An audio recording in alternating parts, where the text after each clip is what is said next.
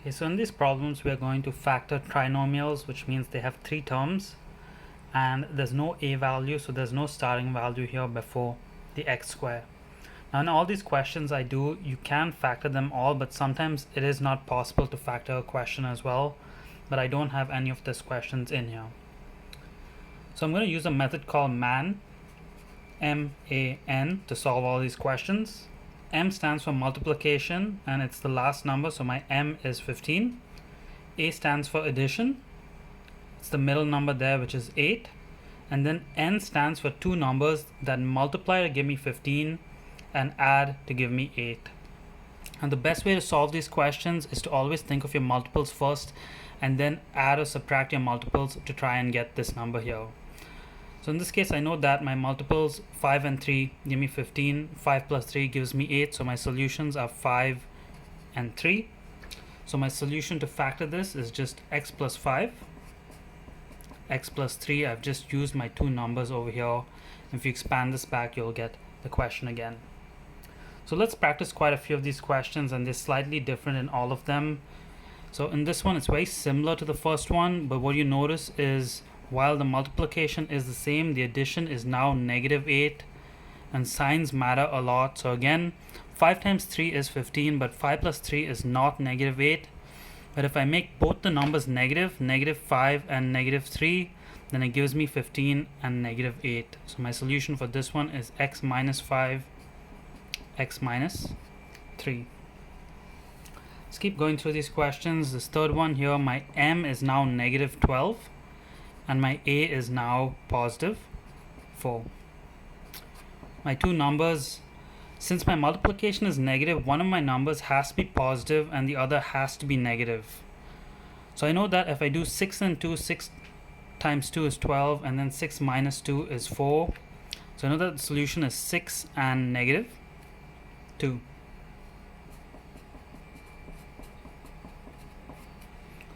Okay, again, very similar question in 4. The only difference in number 4 is that my m is the same, but my a is now negative.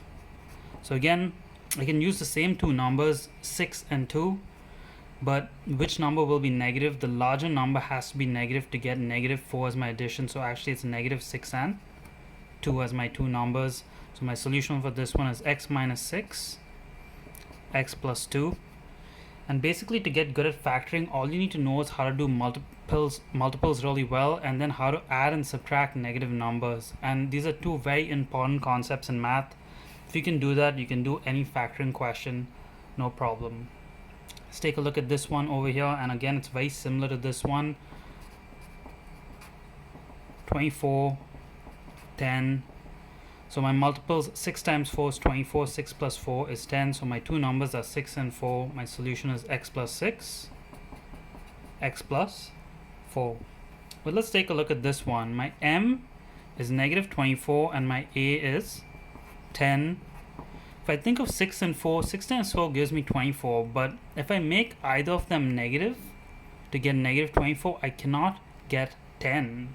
Which means there's another solution, and in this case the other solution is 12 and -2, because 12 times -2 is -24, and 12 minus 2 is 10. So x plus 12, x minus 2 is the solution over there.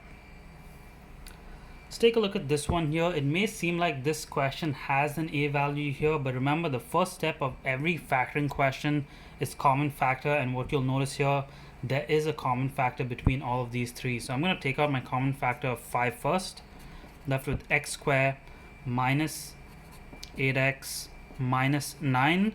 And now I can do the MAN method on the inside here. So m is -9, a is -8.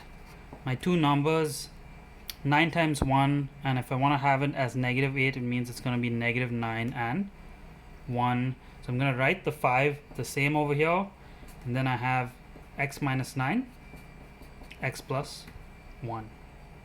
Don't forget the 5 on the outside, you still need to keep that. Okay, so let's look at this one here. We have an x cube equation. You can never do MAN method on an x cube equation, but again, I'm going to common factor first. You always have to common factor first. I notice here that my common factor is 2x. So I'm going to take out 2x. I'm left with x squared plus x minus 42. And now I can do man method on the inside right over here. So my m is negative 42, my a is just positive 1, and my numbers, multiples of 42 are 6 and 7. If I want to get positive 1, it should be negative 6 and positive 7. So I'm going to write the 2x the same, and then I have x minus 6, x plus 7. Okay, last two questions. Again, this is very similar. We notice it's just xy in the middle and y square at the end. But this is again the exact same thing. I'm just going to do man. My m is 10. My a is negative 7. So my numbers will be negative 5 and negative 2. But since there's a y and a y square here, it's going to be